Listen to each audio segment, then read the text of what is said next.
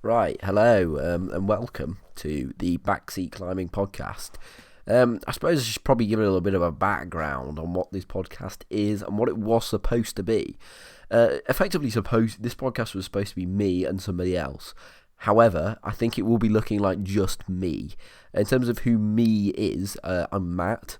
I am based in the UK. I'd say like Sheffield, Manchester, sort of Peak District area, we'll call it. I don't want to dox myself too hard, but I imagine a majority of people will know who I am. I'm basically Sheffield based. I'm at uni there at least. And I also run a mildly successful shit posting account, to be honest. I'm not too active on these days, to be completely fair.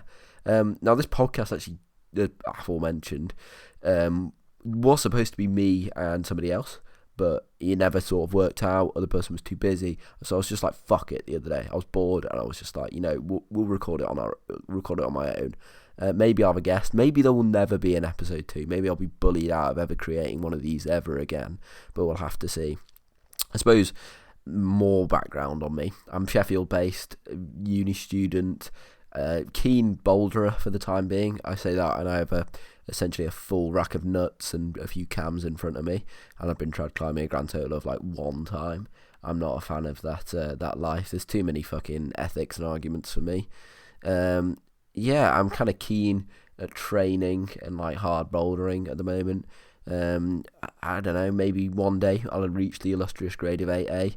I've not actually been climbing for very long, but as I think most climbers are, I'm like heavily autistic, so I immediately cottoned on to every single bit of lore. Mainly, I like to watch like a lot of like old climbing films. I'd like to say I've seen most of them. I'm a pretty big connoisseur of that, and I think as you do more of that and engage more in climbing discussion, you kind of net these like viewpoints and realize just how truly pointless and meaningless a majority of the stuff we do in climbing is. I mean, like, I think this is kind of why I kind of wanted to share my viewpoint on a majority of this stuff and just kind of really like take climbing, because it is completely absurd and completely pointless. And I think we kind of live in this world now that climbing is like really heavily overanalyzed. I mean, like, every single thing needs to be optimized, and even in like the pro scene, we see like people are so fucking like serious about things, man. Like, I appreciate this is a majority of people's livelihoods, and a majority of people put like all their effort and all their energy. And yeah, I'm basically one of them. I fucking love it. My uni choice was pretty much entirely based off climbing. I spend a majority of my time, a lot of my money going on climbing, a majority of my energy on climbing. But I think I see too often people that just can't like take any sort of a joke to it, which I think is a bit, I don't know, in my mind that's a bit daft. But yeah, I kind of just wanted to explore that in this podcast, to be completely honest, and just kind of show all of you like what we're on about. I think mainly we're going to be talking about like ethics, grades, like people being weird, because I'm not immune to that myself. I just think there's a lot of weird people in climbing. It's quite funny. Probably going to be chatting quite a lot of shit. I just like to say, first and foremost, I do chat shit, but like I don't fucking like most of it. It's just like, yeah, like sick. They did something weird in climbing, but they're probably sound people. Like that's just what I'd like to go on and say there. I should also mention that this podcast is primarily inspired by Climbing Is Neither, which is a podcast run by 3 people that may live in Canada or New Zealand or Australia or South America or the Middle East. I'm not entirely sure. And the sort of community and discussion surrounding that, there's a really good Discord server.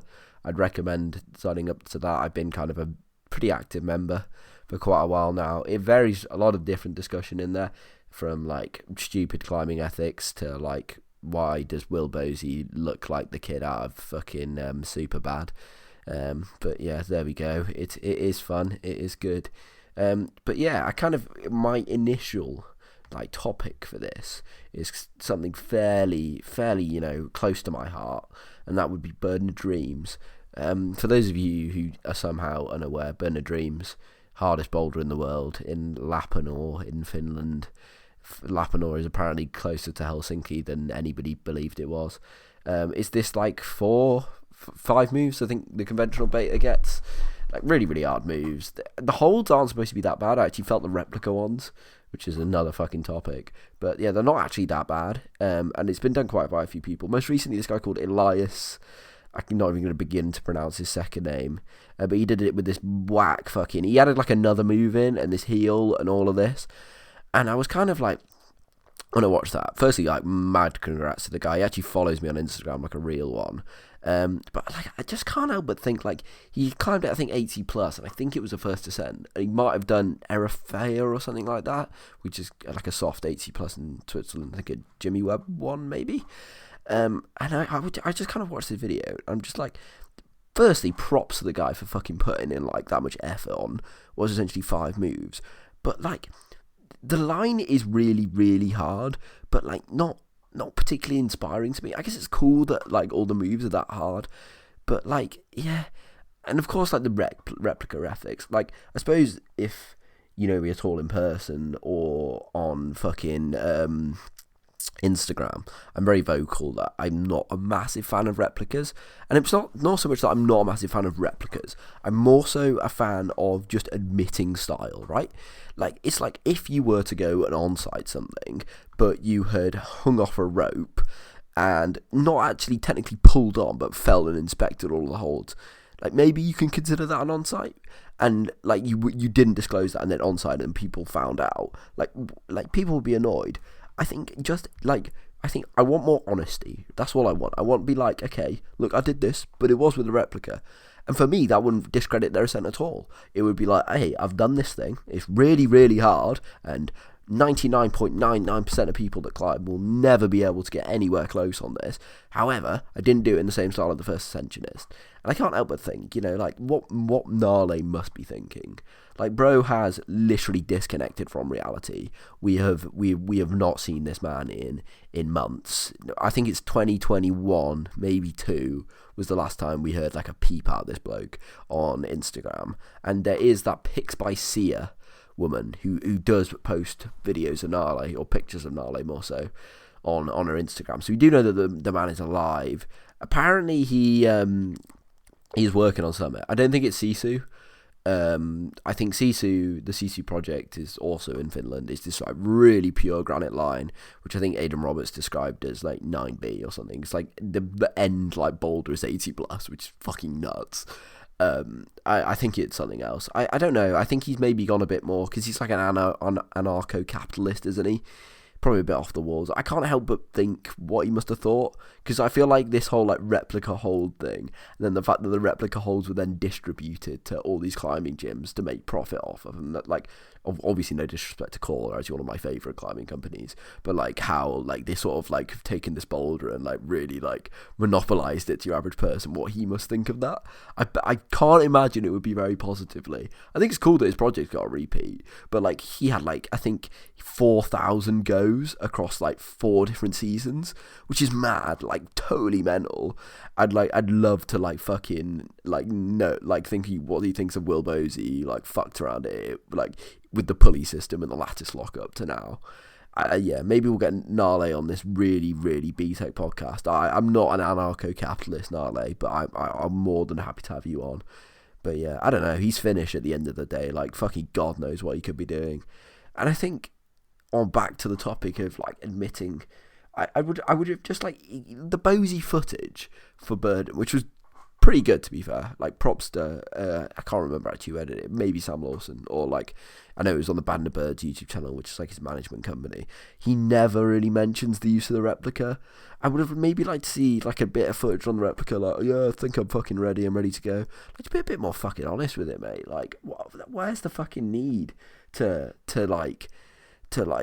and just be like, okay, yeah, just did this legit and like played this off. I just like, I wish people would just be like, yeah, like enter the discussion a bit more of ethics, because like fundamentally, I know people are like, yeah, ethics are dead, ethics don't matter, but like they do matter. Like, cause in the sense that if ethics didn't matter, the place would be, climbing would just be fucking pointless. It would be like a completely rogue state, wouldn't it? Can you imagine what would happen to like Fontainebleau if there was like no sense of ethics?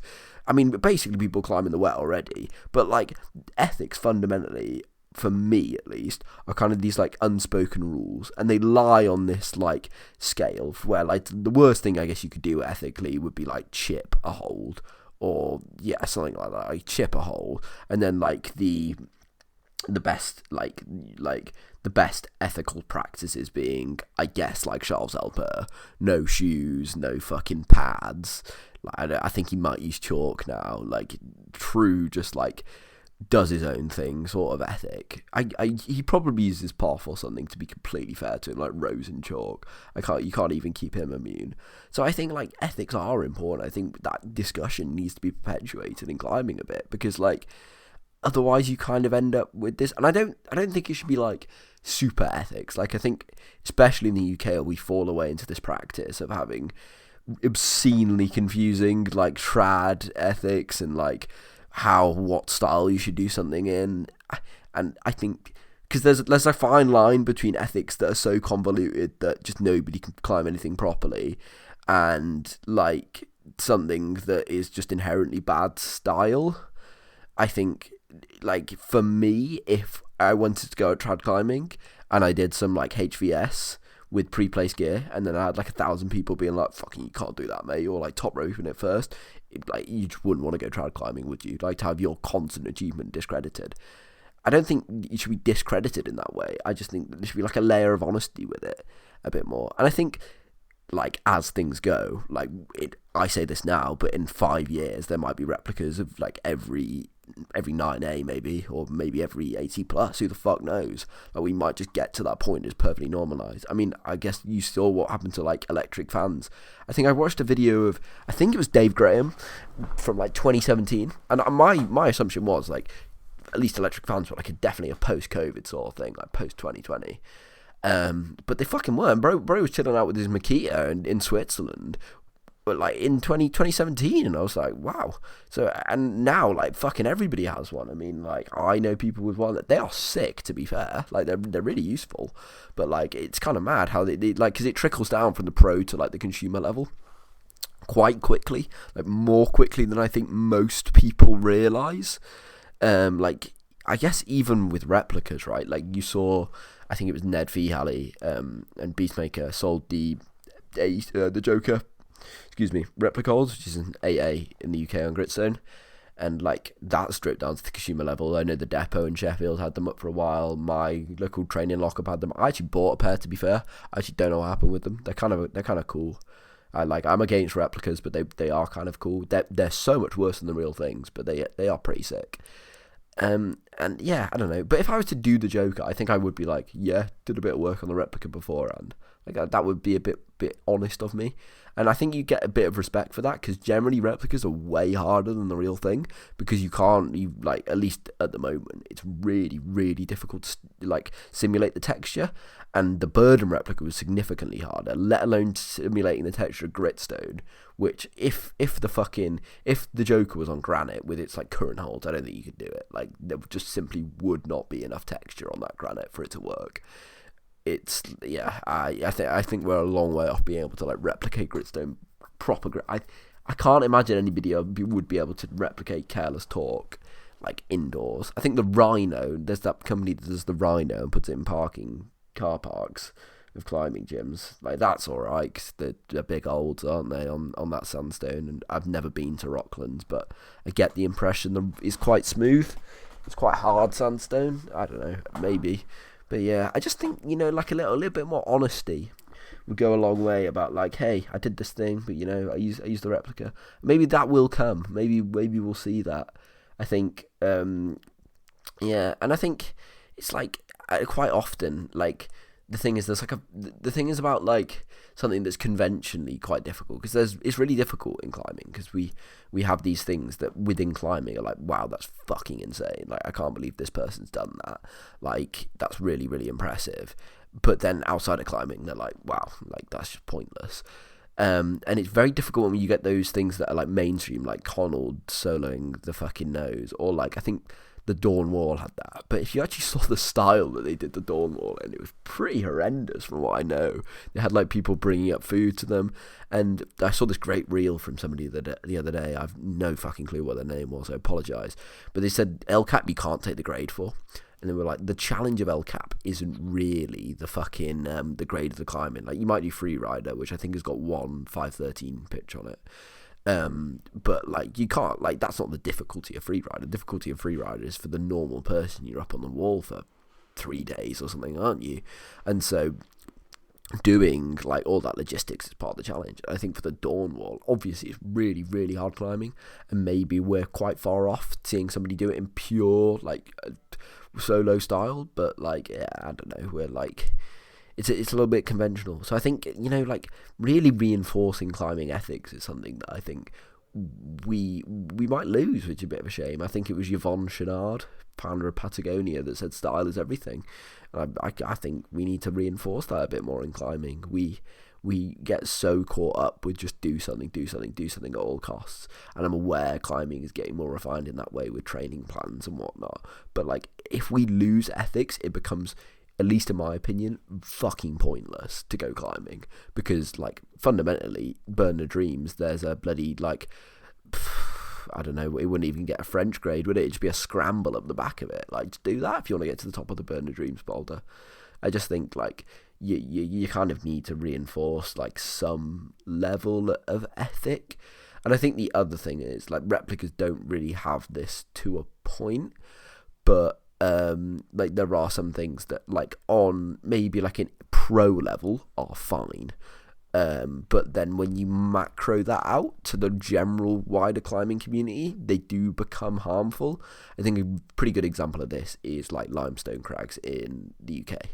There are like a fair amount of limestone crags that work at the moment primarily because not that many people go to them. I think Blackwell Dale and Crag X and various other crags are a pretty good example of that, where like currently their access is tenuous, and it's fine because they are kind of in, well, Crag X is alright, but like in relatively not very nice locations. So a majority of people just don't go to them, and they're really hard as well. But when you extend, if all of a sudden like Crag X was to become filled with like really like entry level climbs and everybody was really, really strong, or I don't know, it just became way more accessible, right? You would probably have a problem there because you'd have loads of people there all of the time. And I think extending that like access out to everybody is probably quite harmful. So I think you kind of have to bear that in mind as well, that maybe there are certain ethics that we see now as completely acceptable that just won't happen like in the future. I was talking to somebody actually at the crag at Anston Stones, which is a mag lime crag in the UK, and he was saying that like chalk has like a really negative effect on the ground. And we looked around us at the crag and like, there was just no grass to be seen.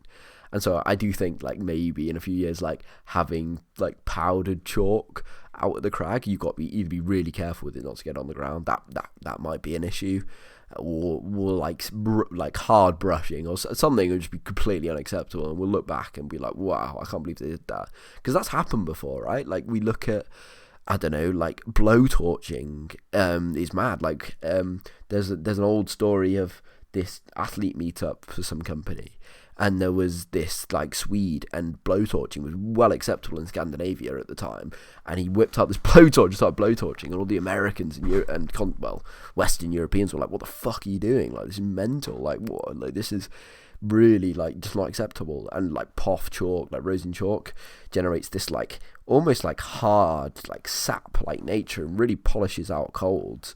And I think we look at that now and like, wow, that's acceptable. So it's always interesting to hear like what the next sort of thing in that will be. And I think by the nature of climbing, that there will just be issues that we have that are just gonna need to be addressed.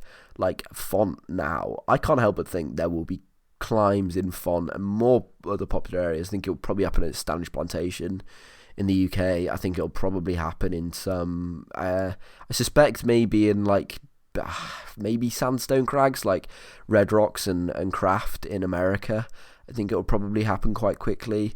just really like high traffic areas where there'll just be climbs that are simply unclimbable or become like really just broken and ruined, because just even if everybody follows good style, it takes one person to just really like fuck everything up. Like 1 million people go to a crag and then one person turns up and climbs it in the wet, and that's ruined for everybody. And I just can't help but think as climbing grows, like, we're going to lose that. I think a really good example of that actually would be Southern Sandstone in the UK. During lockdown, there's a huge climbing population in London that simply don't climb outside. Like, some really, really good climbers actually, like, who would be fucking amazing outside, but they just never go outside, right? And all they do is climb in the gym.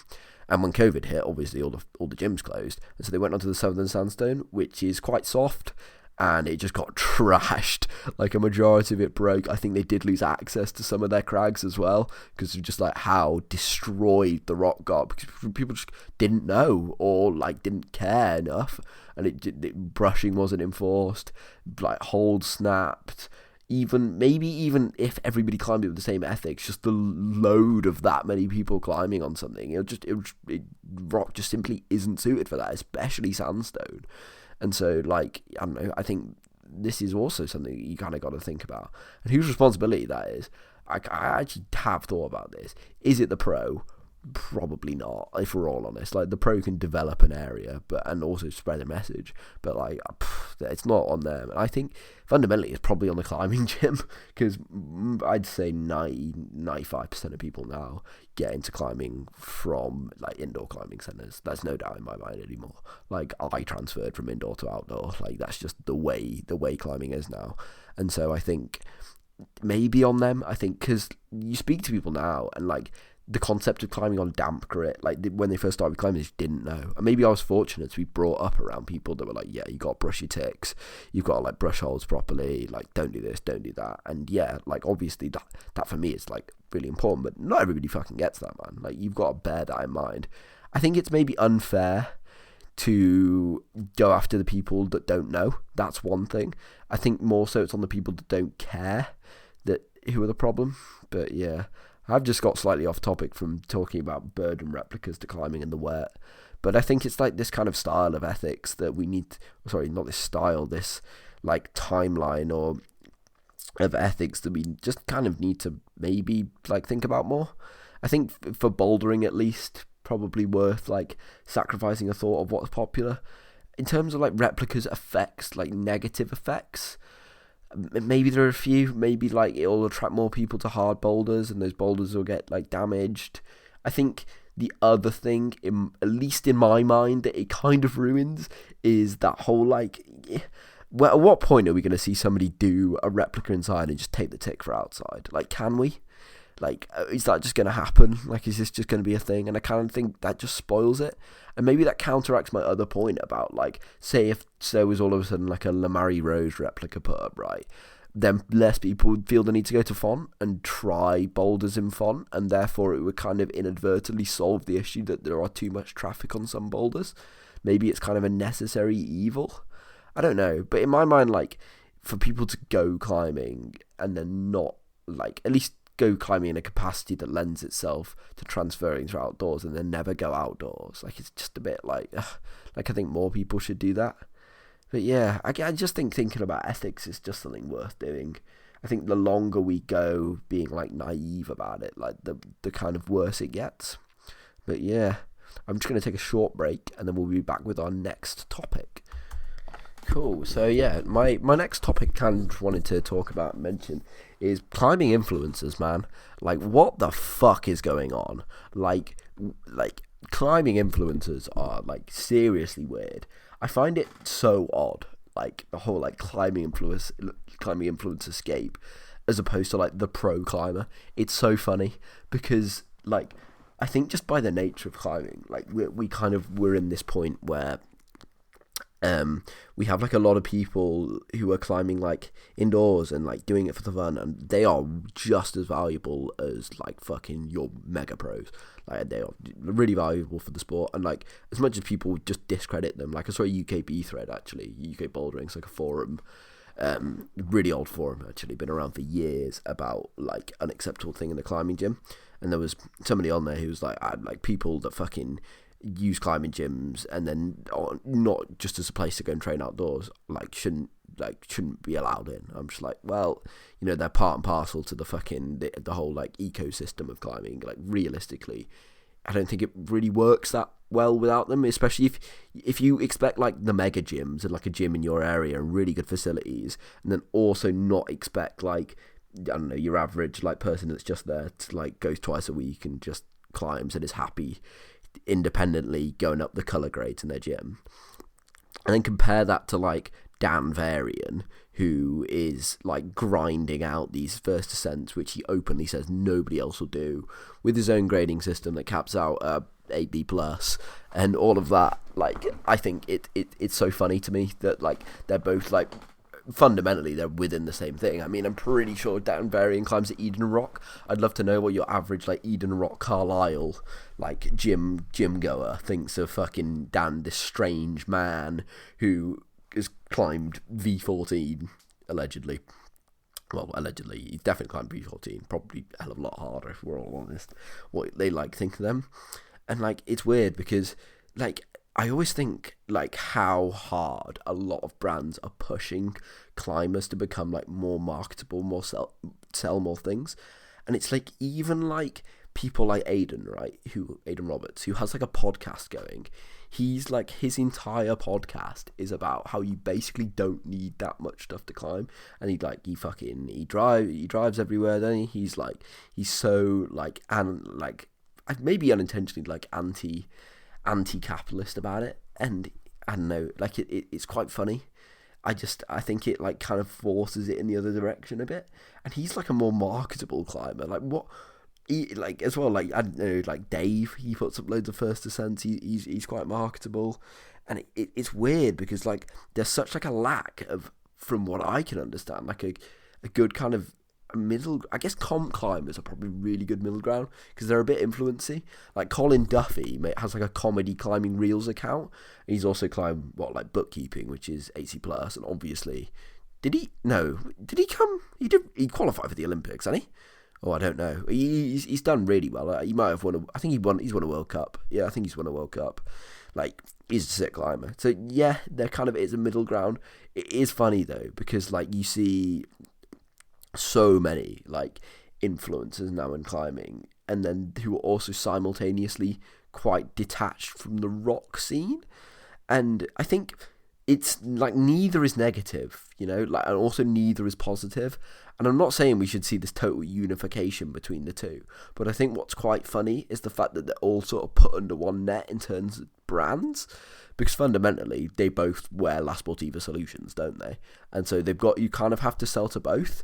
And the harsh reality of it is there is more people who can relate more to ex-climbing gym goer than fucking Adam Ondra. That's just the way it works. Ondra climbs in some dirty checkboard and then goes out on limestone and climbs really hard. Whether your average gym goer just wants to buy the solutions to send their fucking V7 orange mega proj. That's and I just don't think they're collision at all. And I think this kind of all came to a head with Eddie Bauer. I think it was last year, dropped their entire athlete roster and took up all influencers, which is just mad. I think if other brands start to do that, we set a dangerous precedent, because we currently climbing has so little money distributed down to the athlete and development roster. It's honestly comical. I mean, I think it was Simon Lorenzi that said recently, who, by the way, is maybe one of the best rock climbing boulderers, at least in the world. He competes, doesn't he? He's a beast.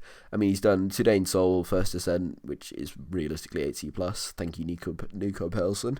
You're a legend. But he's done Alphane, which again, there or thereabouts. But he's done Bern, which from what I understand is solid 9A, and so he's an insane rock climber, right? And he works as a coach in a climbing gym, which is just daft. He's one of the best in the world, and he can't even make a living from it.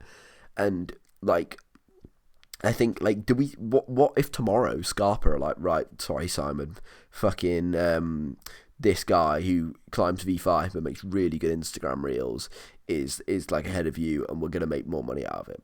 Is this just a thing that's going to happen? I think as well as this, we've kind of seen this happen. And there's a company called Zigzag Climbing who make products with what I can tell and most defined by is pointless innovation. They have those pads that like stick together, like they go Velcro together. And they also have like that bunting. It's got, is it webbing or something like that on the back of it, and you can like attach your shit to it, which wouldn't work in the UK because it's always fucking raining and your shoes would be about rock solid by the time you got to the crag. But there we go. And they also have like chalk bags that you can like put your phone in and put things in. I don't know. It's weird innovation, and they have an entire influencer roster, and to be fair to them, I don't think I would know about a company like that unless they did do influencer marketing. It's not that I'm like particularly engaged with influencers. I don't follow any climbing influencers, I don't think, at the moment. But like they're always in your reels just by watching climbing. They just appear in your reels. I guess I could block them. But there is part of me that semi enjoys their content from like a spectacle point of view. And I think like the more we kind of like we have this like disconnect from like the rock climbing core base to the like gym goer base. Like I think we kind of will maybe see sponsors do that. Like I know a few sponsors have already started doing this. I think people do think like Black Diamond and Sportiva and all them are like immune to this. Like, yeah, we only employ rock climbers. Nah, mate, PD and La Sportiva, I know of at least one person who was purely an influencer who was sponsored by them, purely. And like, I think like, man, like what direction are we going in here? Because like fundamentally, like I'll play devil's advocate here. There are just some climbers that just aren't marketable, like whatsoever. Like Dan Varian, I think, is a cracking example. Like, what does a sponsor get out of him? He very rarely makes any Instagram. He doesn't have Instagram unless Flickr suddenly becomes massive. He never posts. He never really talks about his ascents. He does very little media. The ascents that he does make, the main marketable asset of rock climbing is the fact it's really hard. He doesn't, if we're being honest, Dan, you don't grade things properly. The Rail and Bombadil and the Magna Strata are not AB+. They're all very, very much harder. So, like, what does... I think he's sponsored by Scarpa. Yeah, he is. He's on their website, and I remember looking at work once. What does Scarpa get out of him? Like, realistically, what does Scarpa get out of him? Because I don't think it's probably a whole lot. And I think, like... I think there's, like, kind of a sliding scale of, like good, like not marketable at all, or marketable. And there's, like, at the apex of that triangle, there's top level climbers that are really, really marketable. I think there's a few of them that are really... I think Bozy, to his credit, is a pretty marketable asset. He's very good at social media. I know his girlfriend's quite into it. He's willing to go on any podcast. He's quite good with his like showing off his stuff. He's good at that sort of thing. And I think on the other end you probably have somebody like Varian, or that there's a few others that are just... I know people like Dark Horses just don't have social media like at all. You've never heard of them, and they've done like 80 plus. Like, you have people like that. Like, I think there's gonna be an expectation soon that you just have to be like half influencer, which is kind of shit. And I think there is a generation, I think that sort of Ned Dan generation will probably not cotton on to that. Like, they just won't. And it's kind of a shame, really, because should you have to do that? It's kind of in this grey zone of like, because climbing's in a point where you don't, like, it's not broadcast live anywhere. It's not like they're competing. Like, it's the purely individual thing. Even with something like surfing, right? Like, you can go on surf trips and to like Morocco and like find cool surf spots and stuff. But then you can also make like go on the World Surf League or make like a film and make loads of money. And I guess you kind of can do that making climbing films, but like you've still got to like put yourself there a bit. I just think for some people it like kind of affects that process quite a lot, which is a bit of a shame, really. And it's kind of like the direction we're going in with it, to be completely honest with you. I just think you are just 100% going to be expected to be half influencer, half rock climber by the end of it. And some people are really good at it. I always point to Jim Pope is a really, really good example of somebody that's like tick the boxes, right? Firstly, he does trad and solo stuff. He's kind of a very good all-rounder, actually. I think he's done 8B plus boulder. Yeah, he did he do 8B plus? at least 8. He's certainly done. Yeah, no, he's climbed the boss, hasn't he? JP Plus. I think he's done one in Switzerland. He's done like a lot of trad, and trad climbing's really that. I can't really think of them. Anna Hazelnut, Tom Randall, Pete Whitaker. Yeah, they're all pretty marketable. James Pearson, maybe. But yeah, I think he's a good example of somebody who's really, really marketable. He's good with his social media. Of course, Wedge and stuff help him out a lot with his marketing. And fundamentally, he's not. I think he's a good track climber. He climbed E10 maybe. E9, certainly, I think E10. Yeah, he's done his appointment with Death E10. I don't fucking know, but he's a good all rounder, and I think he's a good one because he's really marketable, and he's not. I don't think he's maybe he's world class. I don't know, but he's a good climber, but not like a unbelievable climber, right? And so I say that on a relative scale of like pros, by the way, and Jim will climb far harder than I will ever conceive in my lifetime. But he's got loads of sponsors because he's super marketable. He's like a really good asset. Magos is another one who's really good with his social media. Of course, he's got a YouTube channel that he's super active on. He actually makes really good videos. I watched one of his comp setting ones earlier. He's got that cool new gym in the Franken era.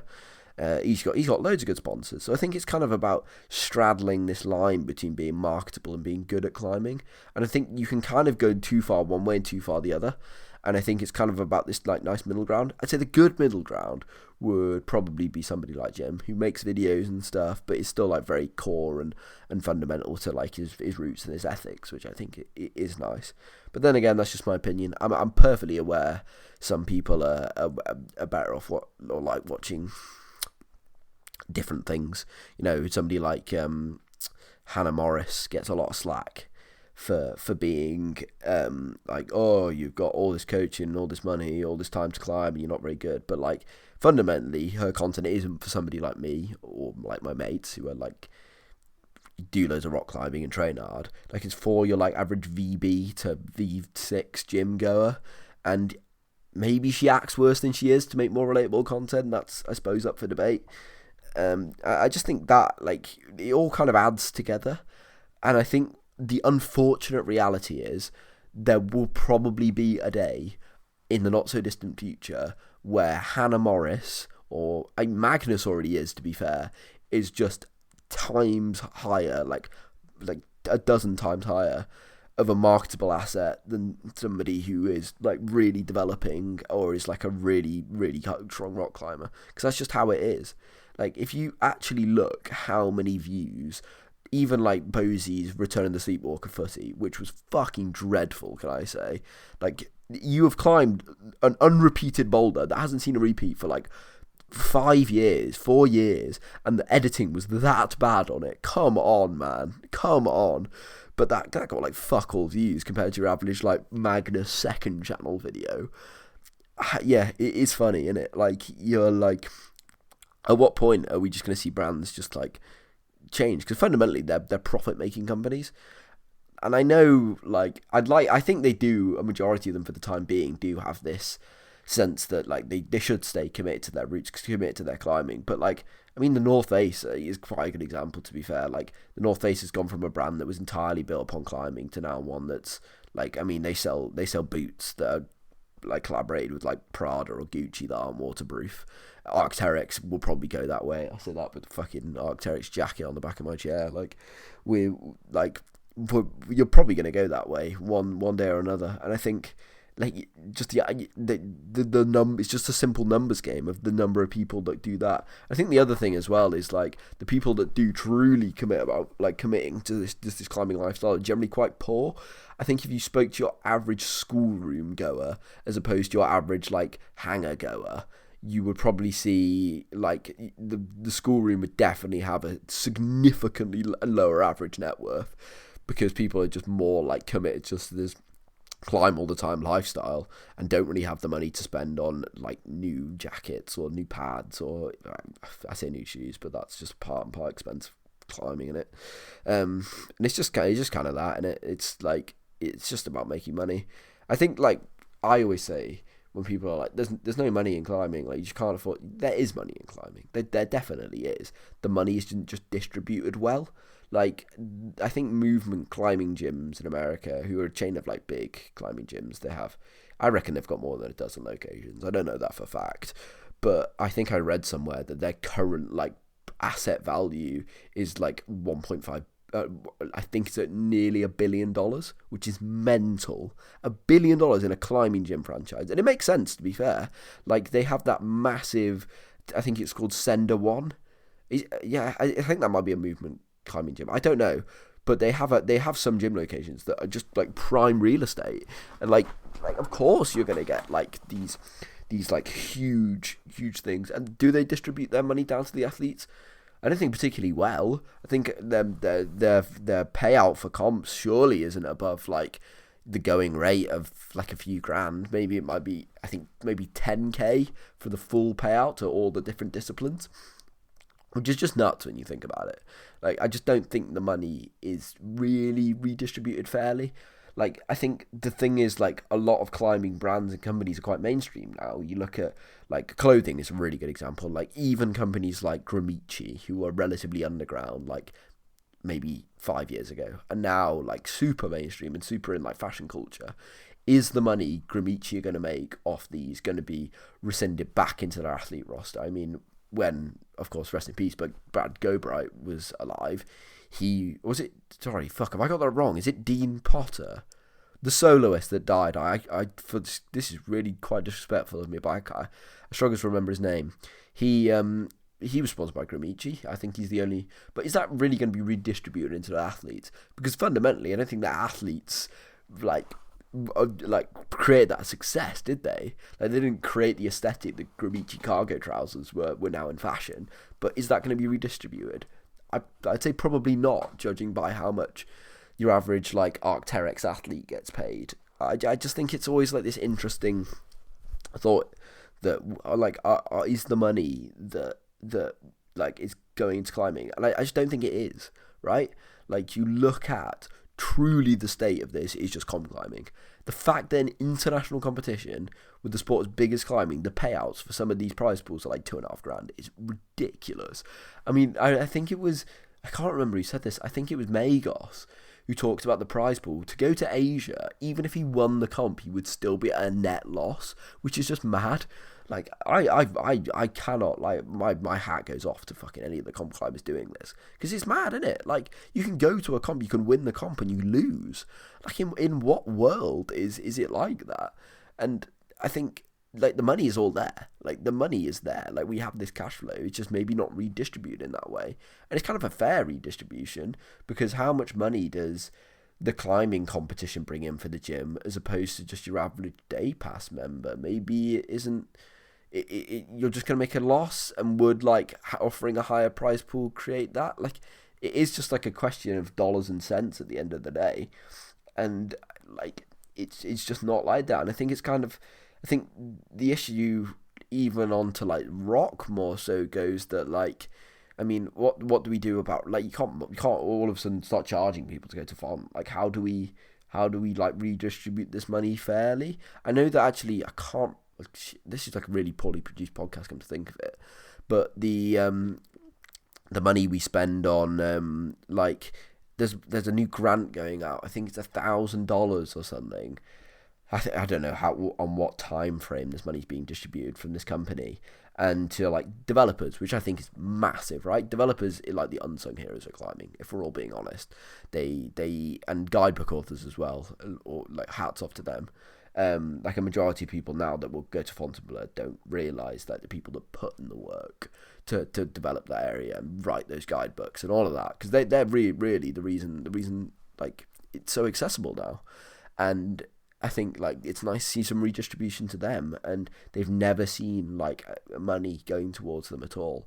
So it's nice to see this redistribution, and I think it's going to be a long time before you can sustain a career as a developer. Maybe that will never happen. But it's interesting now, because I think we're reaching this place where a lot of people are going to start getting quite annoyed, because you're going to see influencers who are receiving probably fairly significant amounts of money, and you're going to have athletes, whether that's comp or rock athletes, that are just going to be receiving less off the back end of that. And I can't help but think, like, there's already this is starting to happen. Like, look at Magnus, right? He got paid recently to go to Parthy in London. Are opening a new Parthian's like a chain of gyms, like a new location. I think Toby Roberts was there. I would be willing to bet a majority of people there are going for Magnus as opposed to Toby. And Toby's the best British comp climber at the moment. Like it's just like, I think we're going to do this, and we're only going to see more. We're only going to see more people who are like famous within climbing and famous within climbing because they're a good influencer and make good YouTube videos, as opposed to like famous for being a good climber. And that's kind of bad, but what can you do about it? And I think the best thing rock athletes can do is just kind of make films and just kind of display how hard and like what the top level is like, and kind of discover what that is like, to be honest. I just think it's so easy now to have somebody relatable as opposed to the best. And I think you look at other sports where they're just like ahead in that. I think like I'm not into running or cycling. I guess the gym is actually a really good one, right? Fundamentally, Sam Sulek isn't the best weightlifter in the world, or he's not the best in the gym, like in terms of lifting the heaviest weights. Nor does he even have like the best physique, but he's got like the most followers by far, right? Because he's really relatable and he's really good at what he does. And I think there's like I think Magnus is also strikes a good middle ground. Magnus isn't the best climber, but he's really like, he's a good climber, but he's like really like relatable. You can, no matter if you're climbing VB or V17, you can sort of relate to Magnus in a way, which I think is quite good. And I just think it kind of takes more people to do that.